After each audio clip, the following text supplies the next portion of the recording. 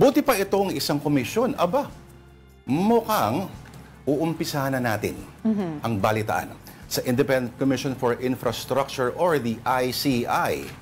Aba, at nasa ICI headquarters pa rin.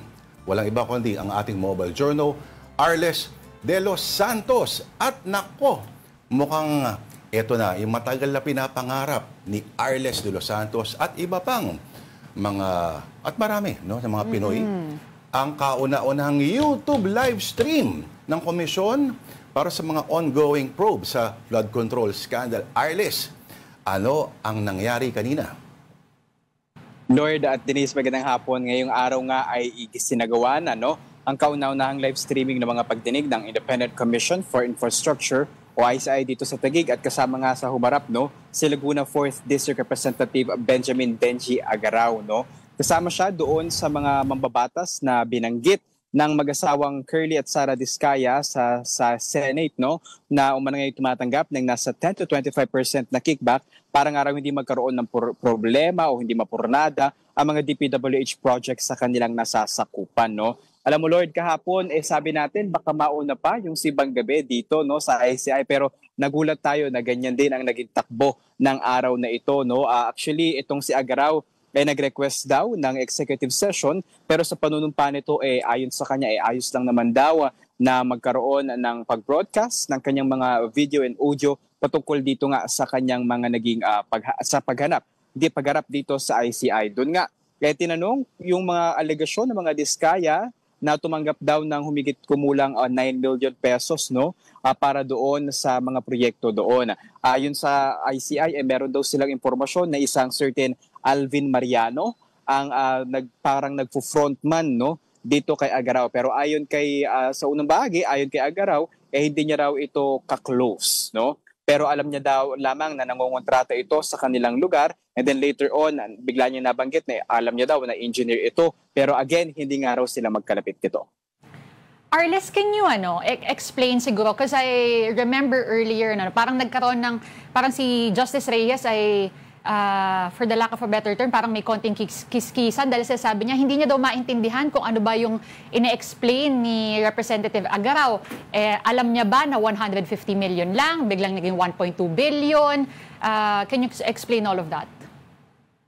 Actually, ayan Denise, isa rin doon sa mga striking sa naging pagdinig kasi ayon kay Agaraw, ang alam lamang daw niya na budget para sa kanyang distrito parang nire-request around 120 to 150 million pesos. Ayan yung sa mga local improvement projects, sa mga court, sa mga kalsadang maliliit, dahil yung kanilang distrito na nahawakan malaki at ayan yung mga basic na mga needs nito. Pero ayon sa kanya, yun lamang daw yung kanilang inire-request ng mga barangay, ng mga mayor. And then, tinanong ni Justice Reyes dito kung 120 million lang, bakit paglabas ng GAE nasa 1.2 billion?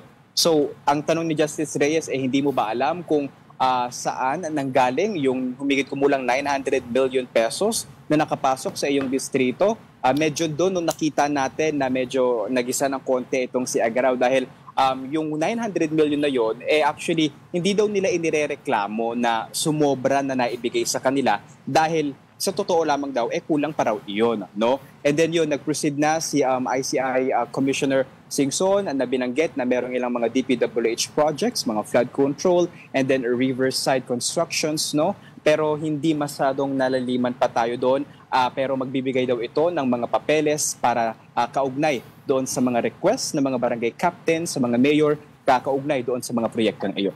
Okay, Arles, palinaw lang. So, nag-request ng executive session si Mr. Agaraw, pero okay lang i-live stream? Paano ba? Anong... Sa nakuha nating memo kahapon, Lord, sa agenda nila ngayong araw, nag-request ng executive session. Ayun yung mismong nakalagay doon sa papel.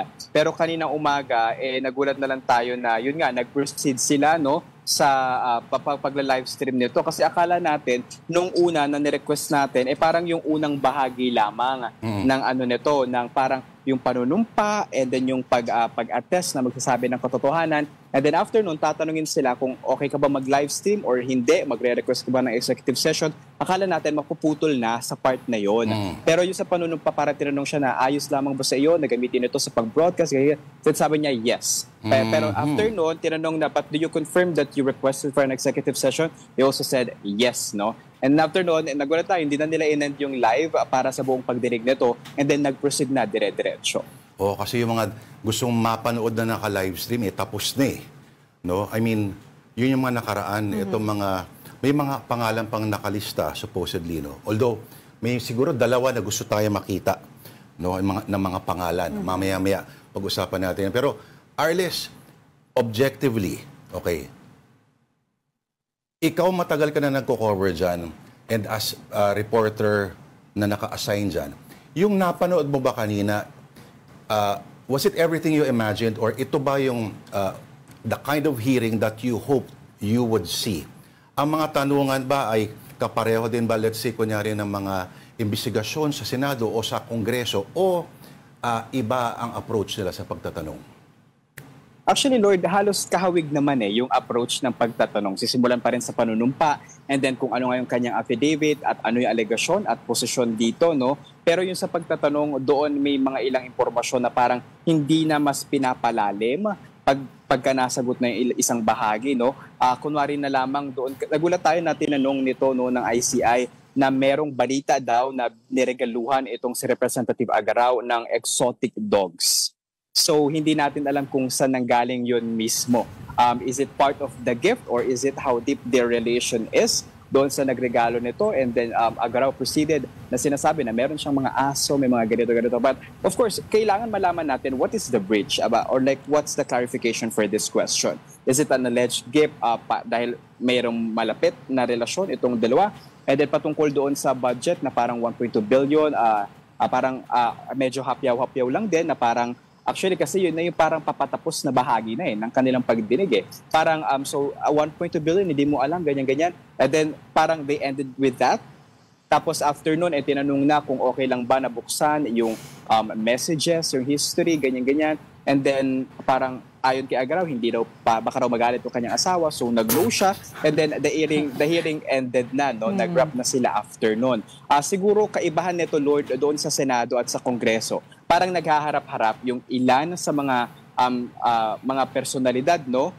Talagang kaliwat kanan ang tanungan ng panel kung ano yung totoo, ano yung allegation mo, kaya mo panindigan, at may ganon. So, it's a bit different from that. Kasi parang it's a yes or no, no, na pagdinig sa simula. And then later sa gitna, konti yung probing, and then yun, natapos na siya later on. Si Justice Reyes, ang sabi niya, kaya daw ayaw niya ng live stream dahil nga siya yung nagtanong dito kay Representative Agaraw kung okay lang daw ba makakuha ng kanyang mga phone records, ng mga messages. And then Representative Agaraw proceeded to say na, ano yun, Arles, parang parang magagalit asawa niya daw magagalit. yung problema na yung cellphone niya daw simple lang. Oo, pinakita niya pa yung kanyang cellphone. Na parang luma. Parang simple lang. Ba't magagalit yung asawa niya? Ay, hindi naman natin alam kung ano ang laman nun at kung ano ang kanyang, what he's pertaining to. Baka may iba siya, mini-message. Yun ang problema ron. Baka may secret sila ng asawa niya na usapang pang mag-asawa lang din, di ba? Hindi natin, papadalahan sila ng mga special messages, hindi natin alam. Special messages. Mahirap mag-assume, no? Mahirap mag-assume.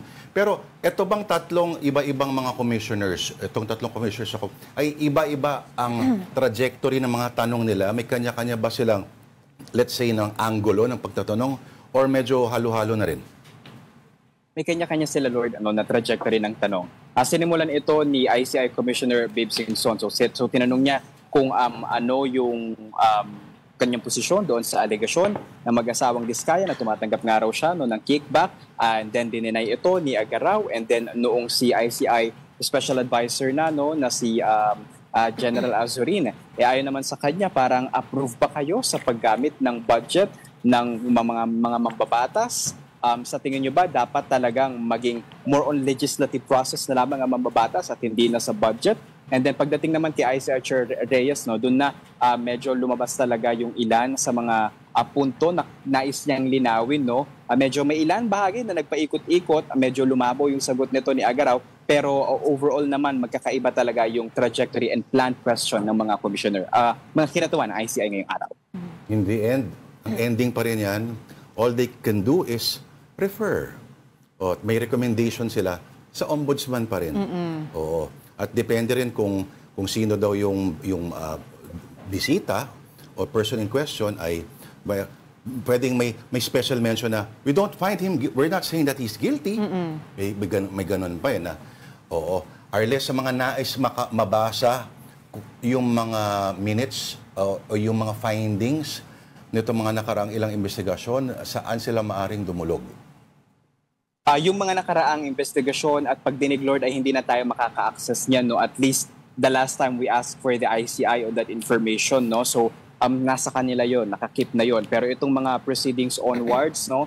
Yung mga i-live stream and then kung papayag yung mga resource person na i-publish or i-release sa media yung kanilang mga affidavit, ay kailangan na lamang ng kanilang approval just to check, no? And then, pwede na nating makuha yan. Pero so far, yung ICI YouTube channel ay bukas na, no? Nandun pa din, nakita natin kanina, nananatili yung naunang dalawang proceedings. Una yung kay Representative Agaraw, and then yung second ay sa mga official and kinatawan ng Land Bank patungkol naman doon sa proseso ng parang preparation of process ng budget, fund allocation mechanism, and detailed flow of funds mula DBM, papuntang DPWH, and then papunta sa mga contractors ng mga infrastructure projects natin. Oo, pero baduy lang, hindi pwede mag-comment eh. No? Sayang eh. Ay, pero Arles, meron tayong listahan ng mga imbitadong personalities for this week. Do we know exactly when they're appearing? Wala pang malinaw kung kailan mismo yung mga personality na yon, Denise, no? Kahit actually si Representative Agaraw, kung di tayo nagkakamali, kasama siya doon sa listahan na inilabas ngayong araw, no? And then nagulat tayo na siya na pala. Kasi kaninang morning lang din ibinigay yung listahan. So, kasama dyan sila Representative Pulong Duterte, Representative Sandro Marcos. Wala pang specific date this week, pero ngayong linggo sila haharap. Kaugnay pa din, no, ng kanilang pagtulong sa isinasagawa investigasyon ng komisyon sa mga maanomalyang flood control projects. 41 million na pondo. Dumating na raw ba yung pondo nila? O ito ba'y tuloy pa rin ba yung sinasabi na kung tama nga ako, no? Yung parang nagpapaluwal daw. KKB. Parang kung hindi tayo nagkakamali, Lord, ang last na parang natanong natin, hindi pa daw nada-download as of the moment. So, but still, there's progress. Meron na silang mga technical tools for that. May mga speaker na rin dito. And then, yung media room, nadagdagan na rin ng mga upuan. May bagong television for the live stream. May mga ganong at least development na dito. Okay, anong pwede pa nating asahan? Ano expectations natin in the next few days? At kailan mag-holiday break itong ICI?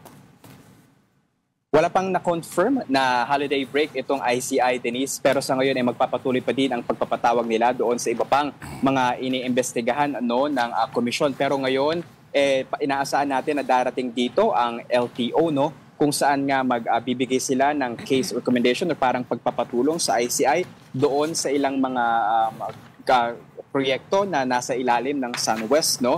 Haharap dito si LTO Secretary Lacanilao, and I believe nandito na siya pero pumasok agad doon sa taas kung nasa ng ating mga commissioner. LTO, Alright. Thank you for the update. Ang ating mobile journal, Arles de los Santos, reporting to us live from the ICI headquarters in Taguig.